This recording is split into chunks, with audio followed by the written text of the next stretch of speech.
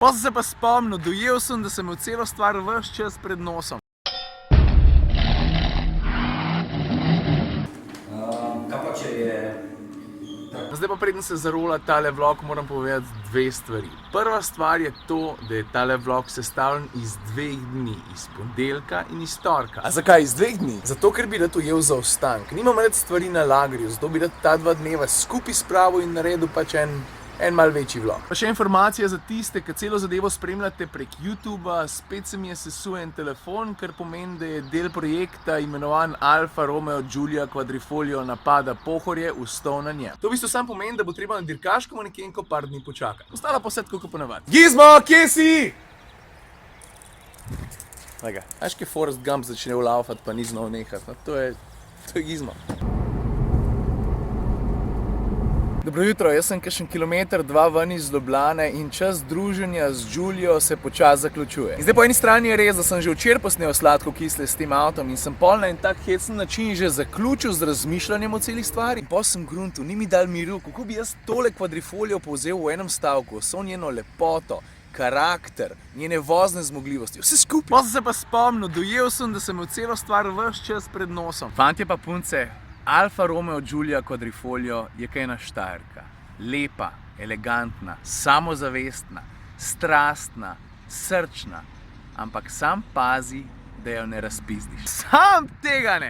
Tisti, ki veste, veste. Pa, ko smo že pri Štajerkah, ne? Punce, ena je tole pri meni v avto pozabila. O, jaz sem pa že mislila, sem jih izgubila. Saj si jih, sam sem jih jaz najdel. Tako da jav se kaj za fora, no? Pa ti tole nazaj dam.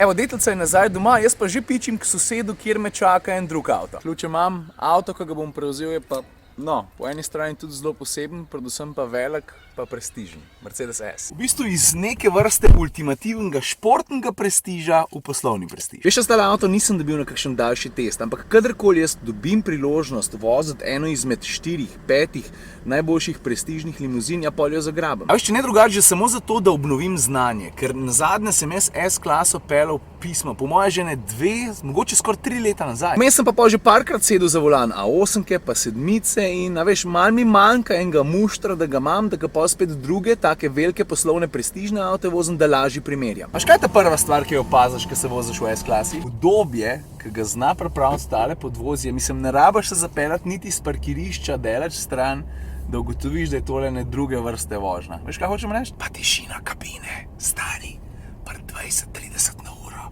ali pa pri 180. Jaz sem tukaj pri Domžalah in pičim v Celje, pa moram samo v Navi vnesti ulico, ki je Prešernova, pa ne vem točno. Evo, zdaj sem po Celju, kamor sem prišel narediti en intervju, oziroma no, jaz ne bom delal intervjuja, oni bojo mene spraševali, iz revije Novi tednik. Telo bo hitro, Z mojo bivšo sodelavko Barbaro sem se pogovoril par stvari, večinoma o avtomobilizmu, pismo me je pač zahaklo. Večinoma o avtomobilizmu, o ženevskem avtosalonu, o slovenskem avtosalonu. Gospa, jaz sem že tukaj, mer mi dajte. Pravno tako fajn pogovor, Celjani oziroma vsi tisti, ki ste tukaj okrog, ga boste lahko prebrali. Ne vem še točno kdaj, ampak enkrat gotov. Zdaj pa jaz tole ladico obrnem, pa gremo počas dan. C. Muki mu piše na tablici. Muki je bil moj ta prvi hrček, pa ta drug tudi. Model pa voz na hard znižnega Passata, brez logotipa spredi, srebrne barve, pa z vijoličnimi feltnami. Muki! Mislim, da mi Muki sledi. Muki? Muki, spel, pozem si. Muki je pozdravil! Ajde, care.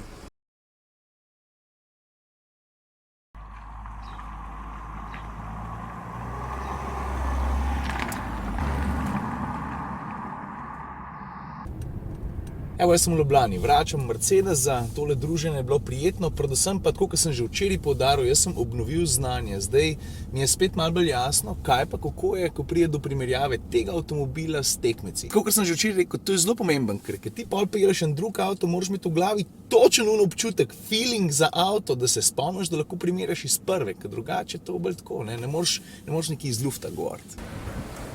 Hvala, ajde, čau. Zdaj me pa že čaka sodelavca Aleš Črnivc s Hyundaiem, da greva na kupetko. Evo jih, Aleš pa jaz so zbrala kar tegale, z ljubljansko registracijo, z S-Line opremo, seveda s quattro pogonom, me pa nekaj zanima, kako se ta avto zares pele, zato ker Jure Grigorčič ga je za Siol vozil že na drugi strani Atlantika nekaj časa nazaj in ga je zelo pohvalil. Kar se videza tiče, očitna evolucija predhodnika, je pa pametnejši, natančnejši, energijsko učinkovitejši pa sodobnejši v praktično vseh pogledih. Tako, z Alešem sva zdaj že na Bledu, prvih par vtisov sem z avtom že dobil, ravno kar sva zamenjala sedeže, zdaj pa naprej proti Bohinjski Bistrici, kjer bomo imeli tiskovko. Evo, medtem ko Aleš fotka avto, jaz lahko povem, da sem ga peljal po avtocesti od Ljubljane do Bleda in ta prva stvar, ki sem jo nekako začutil ali pa dojel, je to, da je kabina izredno tiha, veliko tišja, kot je bila pri prejšnji generaciji. Pa še neki, avto svinjsko dobro skriva hitrost. Parkrat sem ga kar malo posral, ker nisem imel feeling, da grem toliko hiter, kot gre. Zdaj sem se pa z Alešem že pripeljala do Bohinjskega jezera in to pomeni, da sem imel vmes priložnost zapeljati avto tudi po takih malo bolj luštnih ovinkih in moram reči, da se res zelo dobro pelje. Lej, Rožce, ok, jaz pa Aleš sva zdaj prišla na mesto, kjer je tiskovka in jaz mislim, da imam še dobrih 10 minut, da razložim tiste glavne stvari, ki so nove pri tej novi generaciji. Kar se tiče kabine, valjda tukaj ni presenečen. Vse govorimo o audio, ampak vse skupaj je pa zelo lepo zasnovan, materiali so vrhunski, v tem trenutku verjetno med najboljšimi, če ne najboljši v segmentu. Takole na prvo žogo tudi kakšnih ergonomskih pomislekov nimam. Tukaj recimo so stikala klimatske naprave pa Drive Select. S tem Drive Selectom veste, kaj se počne, ne? Uravnava vozno dinamiko in to zadevo je imel Q5 že prej, je pa res, da ima zdaj par novih programov in sicer program Allroad pa program Lift Offroad. Vse po eni strani imena že vse povejo, ne? Ampak če je ta avto opremljen pol tudi z zračnim vzmetenjem, pa lahko tudi prilagajaš višino podvozja. To, da je pa avto lahko opremljen z digitalnimi merilniki, pa tudi že počasi postaja Audijeva klasika. Drugače pa ta avto naredil tudi ogromen korak naprej, kar se tiče tehnološke inteligence pa spletnih spretnosti. To v bistvu pomeni, da so povezljivost poštimali v nulo, ne? Da se pa razume s pametnimi telefoni pa itak. V bistvu varnostno pa tehnološko Audi ni pustil nobenih uprtih vprašanj. Precej dobro naj bi se pa odrezal tudi pri tisti polavtonomni vožnji, zato ker s pomočjo senzorjev, ultrazvoka, radarjev, kamer in teh zadev avto, no ja, pač na pol že sam pelje. Ampak meni od vsega naštetega najbolj zanimiva ena druga stvar. Audi v povezavi s tem avtom prvič predstavil eno zadevo, ki jo je poimenoval Ultra Quattro. Zdaj v tehnikalije se ne bom spuščal, mogoče takrat, ko avto pride na test, ampak bistvo tega sistema je to, da avto s pomočjo dveh sklopk, tiste, ki je na menjalnik od spredi, pa tiste na zadnji osi, čist sprosti delovanje gredi. To se pravi, da takrat, ko ti ne rabiš štirikolesnega pogona, avto gred odklop. In pa če ti vmes ne rabiš poganjati nekih ključnih delov pogonskega sklopa, s tem malo prešparaš. In to je več ali manj to, kar se tiče bistva ta novega Q5. Zdaj moram iti pa noter, ker se bo ravno kar začela tiskovka, tam bom pa zvedel še eno zelo pomembno stvar in sicer ceno. Kar se pa cene tiče, 2.0 TDI 150 konji bo na voljo za 41.900 evrov. A je pa v tem trenutku 3-litrskih 6-valjnih dizlov še ni na voljo, bojo pa verjetno kmalu. Lahko pa zbereš 2.0 bencinski motor z 252 konji, ta je pa kar drag, ta je pa 55.800. Zdaj sem pa že na poti na basket in ker tega v mojem lifeu zadnje čase ful primanjkuje, se tako veselim, ker majhen otrok. Pol po basketu pa pičim nekam, kamor sem si želel iti že zelo dolg časa in sicer v escape room, nabral sem par prijateljev, ki bojo to z mano naredili, pa da vidimo, a smo kaj escapisti ali nismo. 21 se peljemo, točen 21. Ne, 20. Zgubili smo još kako, brez veze. Zdaj pa jaz pa tale prikupna stvarca pičiva v, panic room, kaj je že, čakaj, escape room, kaj greva. Pa da vidimo, če nas je dosto možganih, da se spravimo ven z te sobe. Pogovarjajte se med sabo, povezujte stvari, pa vas pa igra sama vodi dalje. To je to, dar več bom tukaj prevrata, ampak je ful bolj zabaven drug način, kako prijeti. Ajde. Gremo! Tole je Andraž, tole je Čedi, tole je Saš, tam zadnji pa Ljoš in mi smo zdaj kar naenkrat tukaj noter. Najbolj smo en ključ in moramo nekako prijeti do njega. Jaz imam kleše s sabo. So far, not so good. Mislim, da smo zdaj noter kaj pa je dobrih 10 minut, pa ene par hintov smo najdli, ampak zaenkrat še slabo. Krog z... Ja, pa je kjera? 4. 6-4. 6, 4.